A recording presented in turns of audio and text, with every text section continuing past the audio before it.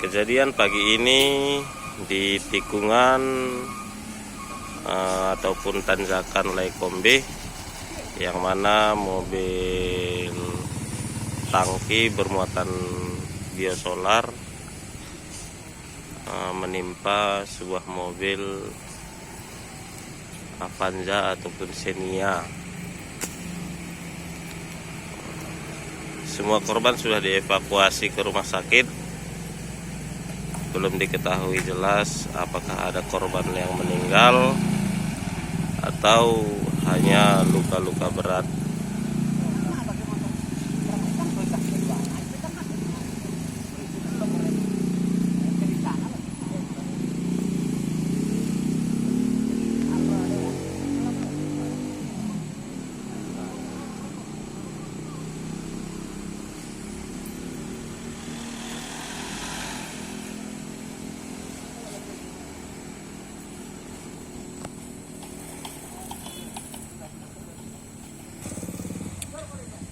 Kecelakaan ini terlihat begitu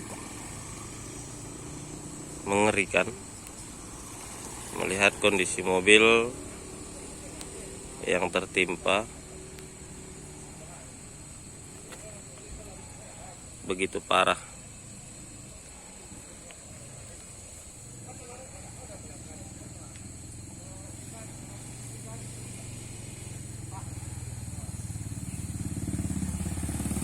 Bagi kawan-kawan para pengemudi